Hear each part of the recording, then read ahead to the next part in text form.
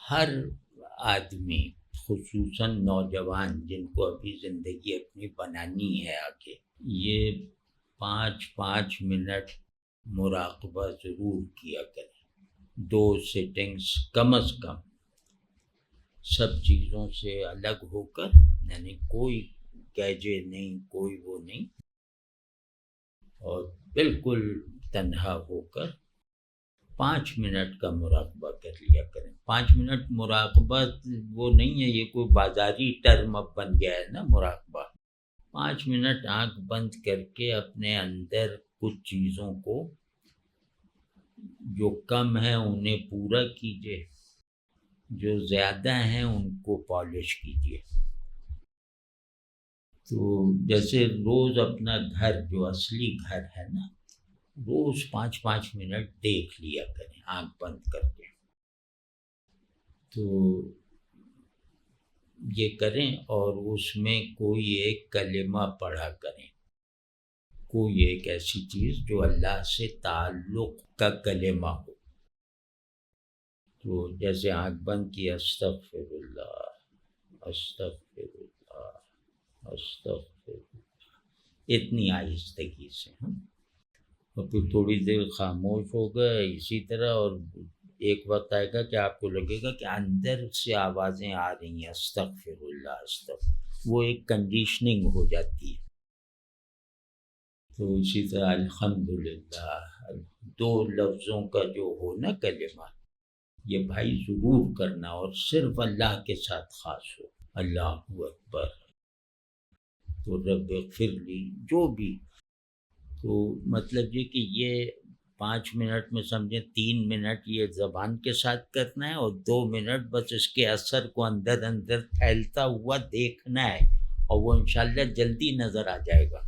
یہ کوئی پراسرار بات نہیں ہے، یہ آپ یوں سمجھ لیں کہ نفسیاتی طور پر بھی ایک ویلڈ میتھڈ ہے، اس میں کسی کو کوئی چمتکار و کرامت وغیرہ نہیں ہے، یہ بس اپنے آپ کو، آدمی اپنے آپ کو سمجھنے میں لگا رہے نا، تو اس سے یہ پتہ چل جاتا ہے کہ کون سی چیزیں مجھ پر کس طرح افیکٹو ہو سکتی ہیں۔ تو یہ گویا اس تحقیق کا نتیجہ ہے کہ آدمی کا جو ایک پرنسپل کنڈیشن ہوتی ہے، ہر آدمی کی پرنسپل کنڈیشن کا مطلب یہ ہے کہ اس کی خواہش سے لے کر اس کے فکر اور خیال اور عمل تک سب اسی کی بنیاد پہ صحیح یا غلط، سچ یا جھوٹ ہوتے ہیں۔ اس کو کہتے ہیں ایک پرنسپل کنڈیشن۔ تو ہماری پرنسپل کنڈیشن اللہ سے تعلق ہے، یہ ہوگا تو میں آپ سے تعلق کا حق ادا کر سکوں گا، یہ ہوگا تو میں اچھا باپ بن سکوں گا، اچھا بیٹا بن سکوں گا، اچھا شوہر بن سکوں گا۔ تو سورس آپ کے پاس محبت جو ہے وہ نیلے رنگ کا فرض کیا پانی ہے، تو نیلے رنگ کا پانی جہاں سے ملتا ہے وہاں تو آپ نے اسے سیل کر رکھا ہو، تو اب آپ ڈرم میں کوئی ادھر ادھر کے آمیزش کر کے نیلا رنگ دے کر گھوم رہے ہیں، اور اس پہ خوش ہو رہے ہیں کہ ہے تو صحیح۔ تو یہ نہیں، اب ہم لوگوں کو وہ سیل توڑنی ہے جو ہم نے خود لگائی ہوئی ہے۔ اگر خود لگائی نہیں ہے تو ہم جانتے ضرور ہیں کہ وہ سیل ہمارے سورس آف انسپریشن پہ لگی ہوئی ہے، ٹھیک ہے نا؟ یہ کر لیں، اور اللہ نے چاہا تو یہ، کیونکہ ہم لوگوں کا کوئی مقصد نہیں کہ ہم کوئی جماعت بنانے جا رہے ہیں، کوئی تحریک پیدا کرنے جا رہے ہیں، کوئی پیری مریدی کرنے جا رہے ہیں، کوئی اپنے نام سے چیزوں کو منسوب کرنے کی بھی خواہش رکھتے ہیں، ہرگز نہیں۔ تو اس میں ممکن ہے اللہ تعالیٰ برکت دے دے، اور وہ جو ہے وہ ہم بالکل ورجن نیچر کو اپنے بحال کروا لیں، جس پر سب سے زیادہ بوجھ مذہبیت نے، جس کو سب سے زیادہ خراب مذہبیت نے کیا ہے، اس سب سے نکل جائیں گے۔ بس اللہ کبھی سوچو، دعا یقینی حضور ہے اللہ کا، جیسے ہی میں دعا کے لیے ہاتھ اٹھاتا ہوں نا، تو اب جو بھی میرے سامنے ہے وہ معبود ہے. تو دعا میں اللہ اور بندے کے بیچ میں کچھ بھی نہیں ہے، ڈائریکٹ ہے. ایک ڈائریکٹ کورسپونڈنس کا موقع اللہ تم چاہو تو 100 مرتبہ بھی دے گا تمہیں. جب چاہے ڈائریکٹ کورسپونڈنس میں چلے جاؤ دعا میں. کیونکہ نماز کے کانٹینٹ میں تو شخصیت کے علاوہ بھی چیزیں آ جاتی ہیں نا، کبھی یہ واقعہ آ گیا، کبھی وہ آ گیا. دعا میں تو جو آپ کے اندر ہے وہ زبان پہ لا کے اللہ کو سنا رہے ہیں. تو اس میں تو آپ ہی آپ ہیں اور وہی وہ ہے. تو اتنی کورسپونڈنگ سچویشن ہر وقت آپ کے ہاتھ میں ہے. اللہ سے زندہ تعلق کا موقع ہر وقت آپ کے ہاتھ میں ہے. نماز تو چلو کچھ مرتبہ پڑھنی ہے، یہ تو ہر وقت آپ کے ہاتھ میں. اس سے کتنا فائدہ اٹھایا. کبھی ایسا محسوس ہوا کہ واقعی سجدہ کر لیا میں نے. نماز ہم بھی پڑھتے ہیں ہم سب، تو کبھی یہ دیکھا ہے کہ یار آج ہوا ہے سجدہ. کبھی بے اختیار سجدے میں گئے ہیں کہ بیٹھے بیٹھے اچانک در سے سجدے میں چلے گئے. تو کبھی اللہ کی تھپکی محسوس کی ہے. تو اب یہ سب نہیں ہے تو اب یہ سب کرنا ہے. اور اللہ جانتا ہے، بالکل یقین سے کہہ رہا ہوں کہ آپ اللہ کی شاباشی کا لمس محسوس کریں گے اور اللہ کی مغفرت کی ٹھنڈک آپ کو بار بار احساس دلائے گی، حتیٰ کہ ہو سکتا ہے باہر کی ہوا میں بھی دلائے.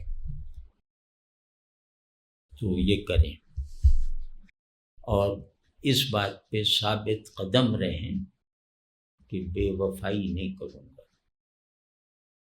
بے وفائی نہ اللہ سے کروں گا نہ اللہ کے رسول صلی اللہ علیہ وسلم سے. اور یہ دونوں کے حقوق جہاں جمع ہیں قرآن اس سے، کیوں میرے پاس اللہ اور اللہ کے رسول جو حقیقت میں ہیں، مطلب جو میرے لیے ہیں، وہ سب قرآن میں ہے. اس سے باہر کوئی بھی چیز وہ تحکم نہیں رکھتی اور قطعیت جو قرآن میں ہے. تو دین قرآن میں ایگزاسٹیولی سمایا ہوا ہے. سب کچھ اللہ کا ہے، اللہ کے لیے ہے. وہ رسالت ہو، آخرت ہو، کتاب ہو، سب کچھ اللہ کا ہے اور اللہ کے لیے ہے. رسول اللہ صلی اللہ علیہ وسلم کی محبت بھی وسیلہ واحد ہے، منزل حب الہی ہے.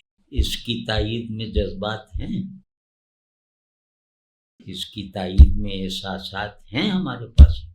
درود ابراہیمی سبھی پڑھتے ہیں، ظاہر ہے نماز میں جو ہے انکا حمید مجید کی لذت اس کی تمام لذتوں پر حاوی ہونی چاہیے. کبھی اس درود شریف سے یہ عکس کیا ہے جو اس کا جوہر ہے کہ دعا پہلے سے مقبول ہے. تو جو پہلے سے مقبول دعا میں اللہ نے مجھ ایسے ناچیز کو شامل ہونے کا موقع عطا فرمایا ہے، تو اس پر شکر بھی دیگر تشکرات سے ممتاز ہوگا. اس پر اللہ کی ثنا و تعریف بھی دیگر نعمتوں کے مقابلے میں بہت زیادہ ہوگی.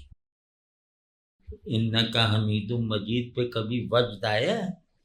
صحابہ سے آپ صلی اللہ علیہ وسلم نے فرمایا نا کہ آخرت میں یہ چاند کی طرح رسول اللہ تعالیٰ کی بھی رؤیت ہوگی.